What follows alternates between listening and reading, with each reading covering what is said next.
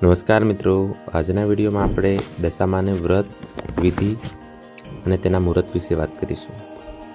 અષાઢ વદ અમાસ, જેને દિવાસા તરીકે પણ આપણે ઓળખીએ છીએ, તે દિવસે એટલે કે 24 જુલાઈ 2025થી દશામાના વ્રતનો પ્રારંભ થવા જઈ રહ્યો છે। 10 દિવસ ચાલતું આ પવિત્ર વ્રત 2 ઓગસ્ટ 2025ના રોજ પૂર્ણ થશે। ગુજરાતમાં આ વ્રત ખાસ કરીને મહિલા શ્રદ્ધાળુઓ દ્વારા ખૂબ જ શ્રદ્ધા અને ભક્તિભાવપૂર્વક ઉજવવામાં આવે છે।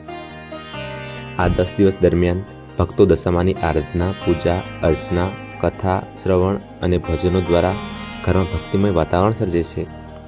આ સમયમાં દશામાના ચિત્ર કે મૂર્તિની સ્થાપના કરીને નિયમિત પૂજા અને આરતી કરવામાં આવે છે। ત્યારે આપણે જાણવા જઈ રહ્યા છીએ કે દશામાતાની મૂર્તિ સ્થાપનાનું શુભ મુહૂર્ત અને દશામાતાના વ્રત પૂજાની સામગ્રીની તમામ જાણકારીમાં શું તમે ઉપયોગમાં લઈ શકો છો। દશામાતાની મૂર્તિની સ્થાપના 24 જુલાઈ 2025 ગુરુવારના રોજ કરવામાં આવશે।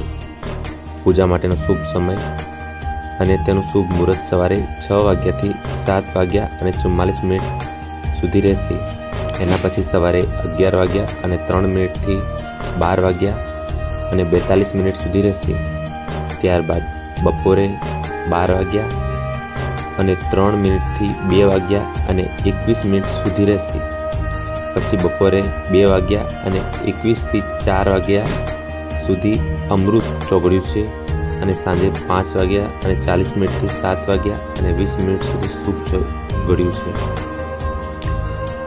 હવે દશામાતાની મૂર્તિની સ્થાપના 2025 તારીખ 24 જુલાઈ 2025 ગુરુવાર, શુભ મુહૂર્ત સવારે 6 વાગ્યાથી 7 વાગ્યા અને 44 મિનિટ સુધી છે અને બીજું મુહૂર્ત સવારે 11 વાગ્યા અને 3 મિનિટથી 12 વાગ્યા અને 42 મિનિટ સુધી છે, જે ચલ ચોગડ્યું છે। બીજું એક મુહૂર્ત બપોરે 2 વાગ્યા અને 21 મિનિટથી 4 વાગ્યા સુધી છે અને સાંજે 5 વાગ્યા અને 40 મિનિટથી 7 વાગ્યા અને 20 મિનિટ સુધી શુભ મુહૂર્ત છે।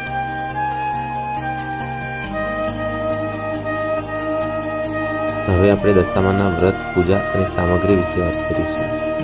દશામાના પૂજા અને વ્રત સામગ્રીમાં પૂજામાં બેસવા માટે આસન, દશામાતાની પ્રતિમા કે ચિત્ર, લાલ ફૂલો, ધૂપદાની, ચંદન, ચમેલી, તેલનો દીવો,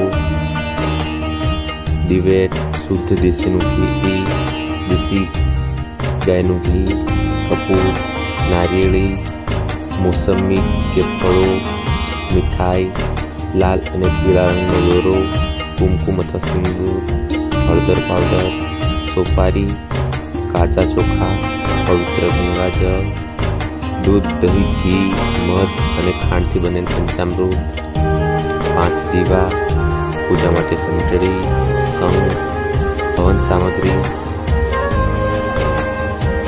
હવે આપણે દશામાનું વ્રત કઈ રીતે કરવું તેના વિશે વાત કરીશું। દશામાનું વ્રત અષાઢ વદ અમાસથી શરૂ થાય છે। પ્રાતઃકાળે સ્નાન કરી ધૂપ દીપો કરી શ્રદ્ધાપૂર્વક દશામાની કથા સાંભળવી, 10 દિવસ સુધી નકોરડા ઉપવાસ કરવા, માટીની સાંઢણી બનાવી તેનું પૂજન કરવું, 10મે દિવસે એ સાંઢણીને નદીમાં પધરાવવી, 5મા વર્ષે વ્રતનું ઉજવણું કરવું, યથાશક્તિ સોનું, ચાંદી કે પંચધાતુની સાંઢણી બનાવી બ્રાહ્મણોને દાનમાં આપવી અથવા વસ્ત્રદાન કરવું અથવા દક્ષિણા આપવી।